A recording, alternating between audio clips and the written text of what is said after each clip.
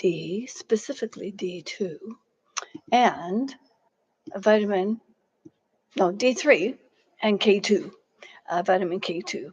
And they are a beautiful um, team of vitamins, and we'll find out a little bit more in a sec.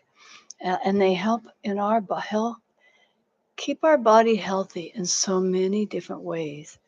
And I think it's just inherent upon us to learn more about learn what we can about what's out there, in the food we eat. And sometimes, yes, we need supplements. And which ones are the best ones? I mean, the best way is to take your pendulum, and when you go shopping, you take your little pendulum and you learn what your yes and your no swing is with the pendulum. And you can find more about that on my Authentic Sacred Design app, because that is you reading your body through the muscle uh, energy in your hand, connecting with the energy of the vitamin and even the food that you're testing.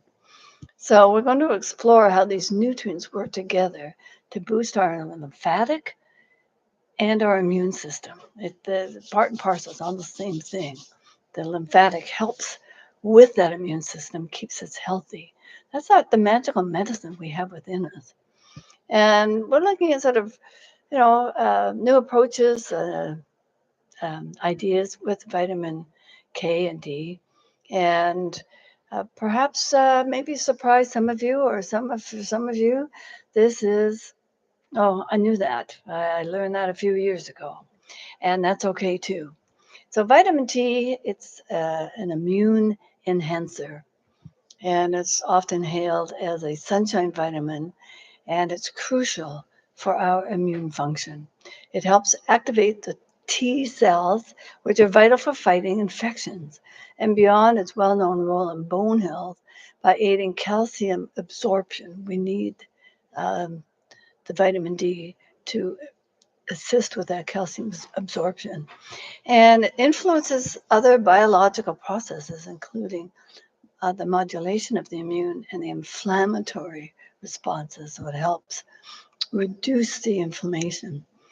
And when vitamin D is absorbed by the skin through sunlight exposure or taken via supplements, it undergoes two hydroxylation processes. First in the liver, converting it to calcidiol, and then in the kidney to form calcitriol. And the biological active form of vitamin D, calcitriol, binds to vitamin D receptors on various immune cells, including the T cells and the B cells, enhancing their ability to detect and attack foreign pathogens. And this active form of vitamin D also regulates the production of important antimicrobial peptides in the immune system, which are crucial for protecting against infections. And vitamin D helps maintain a balance between the pro inflammatory and the anti inflammatory processes, ensuring that the body's immune response is appropriate and not excessively damaging to its own tissues. And just a little note, the vitamin D, it's a precursor to the hormone that acts as vitamin D. It's not like your vitamin C when you eat an orange. A bit of history.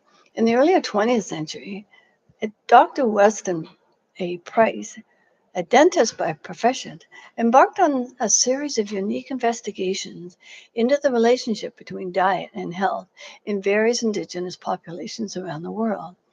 And through this 10-year journey he took, he identified a fat soluble nutrient, which he named Activator X, crucial for optimum health.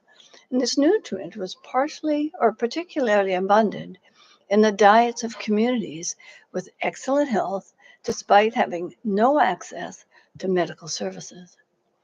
And it was years after that Dr. Price's studies, researchers identified activator X as vitamin K2, particularly the MKA4 strain.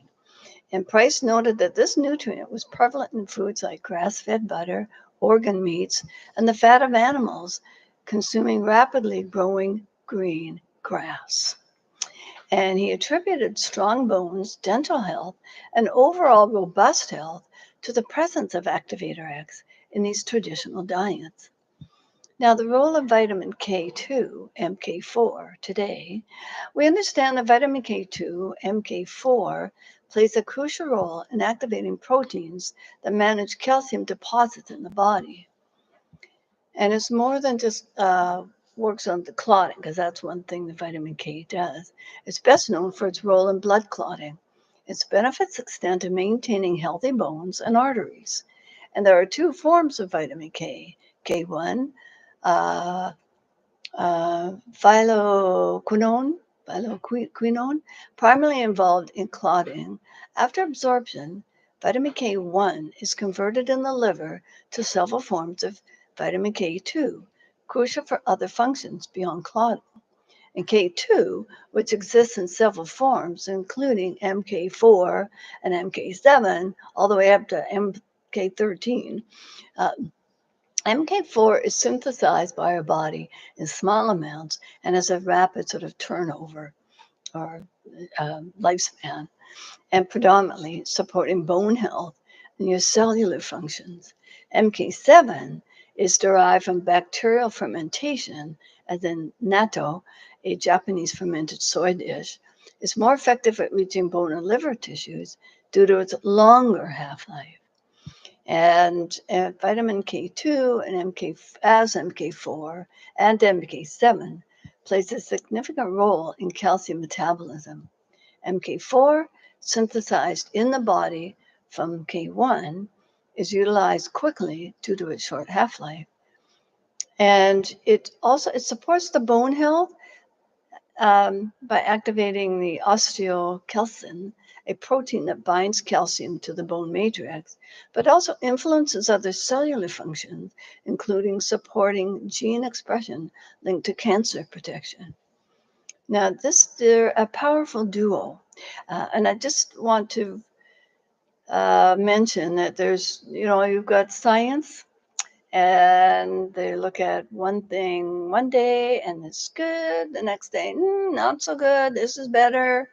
And the MK4 and 7 seems to be a little bit in that realm. And so, I was listening to one Ayurvedic practitioner saying that the MK4 was better. And I'm not sure if that was partly because the MK7 was artificially produced rather than naturally um, produced and coming through your food. So our beautiful team, vitamin D and K, in harmony together with our body, and they work synergistically to regulate calcium metabolism. Vitamin D increases the calcium absorption in the intestines, while vitamin K helps guide the calcium to the bones and away from the arteries. This partnership is vital for preventing calcification in the vessels and supporting overall cardiovascular health. Now, the impact on the lymphatic system. Recent studies suggest that these vitamins support lymphatic health by reducing inflammation and enhancing lymphatic flow, which is crucial for detoxification and immune function. A well functioning lymphatic system ensures efficient waste removal and nutrient delivery to critical areas in the body. And what current research is suggesting is that this emerging research highlights the importance of maintaining an optimal balance of these two vitamins. For example, excessive vitamin D, and apparently that takes a lot of excess vitamin D because it says, and if you haven't got the right amount of vitamin K, it can lead to improper calcium deposition, needing a balanced intake. But this video that I'm going to link you to, they've done studies with, um, huge amounts of vitamin D, like up to, one crazy study was like 200,000 units. I mean, it was crazy, ridiculous, without any calcium deposition. And that was over 7 years. So, we hear this information. Is it a myth? Is it true? And for us lay people, I'm not a chemist. I'm not a medical person, a retired nurse. And, where is the truth in what we're being given? And that's a challenge. And so this is a recommended dose that other people have recommended.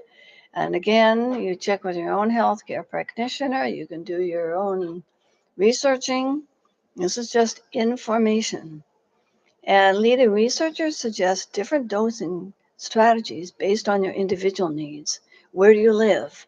Uh, what colored skin are you? Because that makes a difference. And your age. How much sun do you get? And what are your existing levels? I mean, how many of you have had your vitamin D levels checked? I suspect not many because it's not part of the yearly blood testing protocol because it's, I don't know, costs a little more money to do. And heaven forbid if you found out that you had low levels of vitamin D, all you have to take a little vitamin supplement. And oh my gosh, you start feeling better. Anyway, so this one recommendation is 1,000 to 4,000 international units daily. And this video is by Dr. Kristen Lindgren that I listened to just recently. And you might love her sense of humor. Um, anyway, it's very informative of what she gives. So for vitamin K2, doses of MK4 might range from 1,500 micrograms, while MK7 could be effective at 100 to 200 micrograms daily. And these doses aim to maximize the synergistic effects of vitamin D and K on bone health and more of your health, your body issues. And some researchers promote the KM because of its naturally sourced, and others promote the MK7 because it has a longer life in your body. So I invite you to do more research and figure out what is the best combo. And some of these functional nutritionalists that look at the total body might be a good healthcare practitioner for you to research. Now, if you got one in your area, I know one that she works online and does that successfully. So they are out there, and I encourage you to just keep exploring. And because I know I'd like to know what my vitamin D levels are. Um, and did you know the ghee oil has the highest amount of MK4 than regular butter? It's easy to make. And I'm going to include Andre Haley Sankaran's website to show you how to do it. And it's less expensive than buying a jar, that much ghee. It's organic, but $25. Um, you can buy organic, grass fed butter and make your own. And you get to put all that love into what you are eating and your family. So, as always, consider consulting with a healthcare provider to tailor the right dose for your specific health profile and needs. So, let's harvest the power of these essential nutrients to keep our immune system robust and our bodies in harmony. So, stay healthy and stay informed and just be curious. Why are they saying this when it could be that? And do your own research. You are your own guru. You are your own health guru. Sometimes we do need a little extra help, and that's okay. And I just encourage you to just be the most best version of yourself. And does it take a bit of discipline? Mm-hmm. It does indeed. It takes discipline. And do you care that much about your body? And let's just give ourselves that love hug that we love ourselves. And our body is serving us so beautifully. And unfortunately, when we haven't been eating the right way, or we haven't been doing the exercise, then the body starts sending signals. And are we paying attention? Are we feeling it? Are we seeing it? Are we hearing? What is our body telling us that we need to do to change? You can be the change you want to see. So have a wonderful day. Just blessings of loving light to all of you. And may your day be full of joy and laughter, because laughter yoga is a magical medicine to keep you healthy. All right. Until next time, thank you.